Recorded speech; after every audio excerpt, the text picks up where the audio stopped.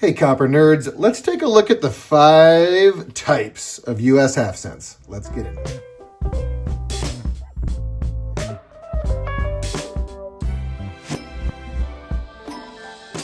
Well, as the channel regulars know, I don't collect half cents, but one of my sons does. These are his, although I do collect gallery mint museum replicas. I mean, there's a bunch of mine at the top of your screen there.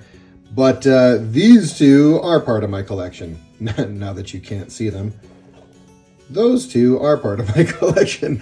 So between my son and I, I'm able to show you all 5 types of half cents, noting that the 2 early dates are going to be Gallery Mint Museum replicas, which were engraved by Ron Landis, and these are both really cool examples. So I'm going to start busting these out, and I was showing off a Lincoln cent error earlier today and put my glove on, and again, I'm handling mint red coins that I would like to keep mint red, so the gloves are out. I do catch a little bit of shade here and there from people who don't like seeing me handle any coins without gloves, but you know, you're gonna have to just get over that, because that is not how I handle circulated coins. But mint red coins, absolutely, we want to keep them mint red. Okay, first one up. What we have here is our Liberty Cap 1793 half cent with Liberty facing to our left, to her right. And gosh, this is a wonderful example. So these were issued in 1793 and engraved by Henry Voigt. These were a one year issue, and they are very expensive. So you got the wreath on the reverse, along with half cent and United States of America, and 1/200 at the bottom. And then our obverse is this lovely Liberty Cap design based on the Libertas Americana medal right there. That is the inspiration for this here 1793 Liberty Cap cent.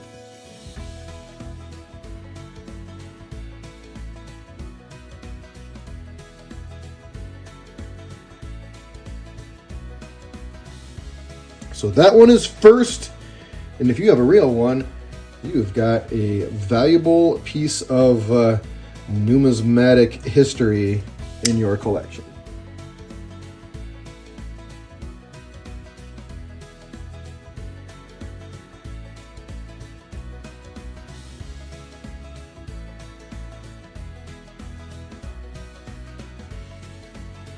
And if you do have one, I would love to see it either in the community section here or over in the Copper Nerds Facebook group.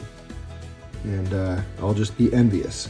Another one that's really fun is the Liberty Cap. And my example here, again, a Gallery Mint Museum struck. This is a 1796 dated example, but as you'll see, big old bisecting crack. And the way that Ron Landis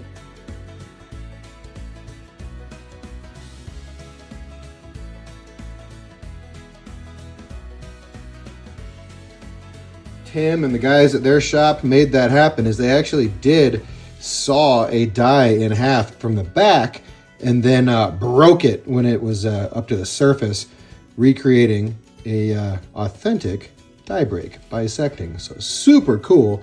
Now this one, you'll note that we have the Liberty Cap design much more similar to what we see on our large cents, where Liberty is facing to our right, her left, and a little bit of a departure again from our Libertas Americana design. The cap is certainly larger. These come in a number of, I mean, this one's got no pull. Some have a pull, some don't. Again, I'm not a half cent expert by any stretch, but there's quite a bit of variation among this sort of second Liberty Cap design. And these were produced between 1794 and 1797, and Robert Scott is attributed with the engraving and the design.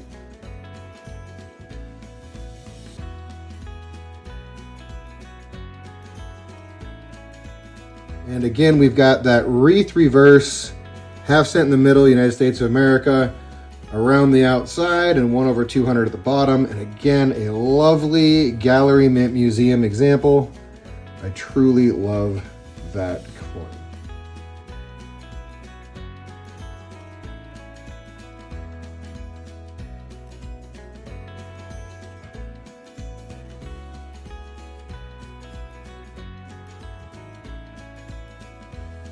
Now your 1793s are going to have a edge device. This one's going to say 200 for $1. And I know the 1794s are going to be the same way. And then again, they went to a thinner planchet. Don't quote me on it, but I'm just going to assume around that same time. 1795 is when they did that for large cents. Getting rid of the glove. Let's jump into a draped bust. The Draped Bust half cents.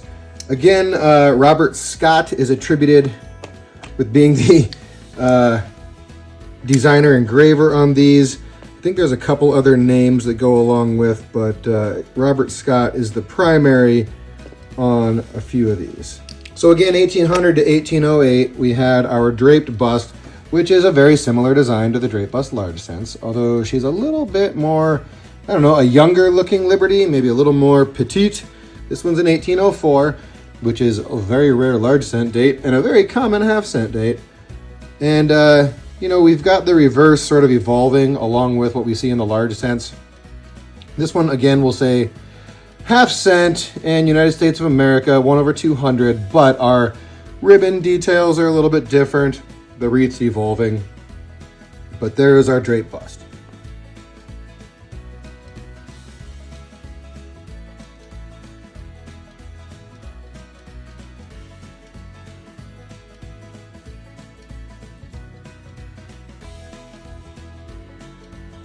Next up, we're going to have the classic head.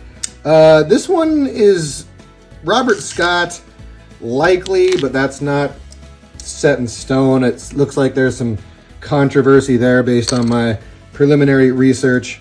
And that one's fitting tight as well. Okay. Capsule had some junk in it. Get that off. Man, that is like an eyelash or something that was in there. Anyway, here's our classic head. We're looking at 1809 to 1836. These are actually quite common. Classic heads are rather expensive in the large cent world, but rather affordable in the half cent world. And sort of the same with Draped Bust. Ironically, the most common of the large cents are going to be some of the tougher half cents. The braided hairs are quite expensive, even though for large cents they're quite affordable. So again, Robert Scott, most likely 1809 to 1836. We've got that classic head obverse with the stars and whatnot around the obverse. And we've got that Liberty and the coronet and sort of the fancy hair. And then on the reverse, half cent, we no longer have the fraction 1/200. We've got sort of that closed wreath that we end up seeing later in the large cent run as well. United States of America around the outside.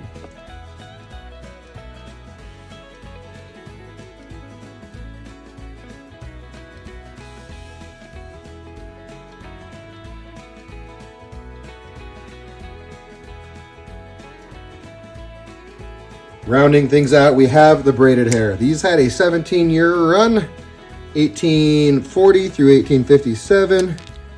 And these are Christian Goldbrick would be our engraver here.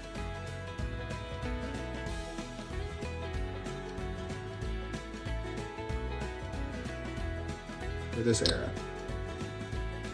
Again, we've got that depiction of Liberty looking fairly petite with the stars, and again the coronet with Liberty lettered inside of the coronet, and then the reverse half cent United States of America, very comparable to the reverse that we saw on the classic head.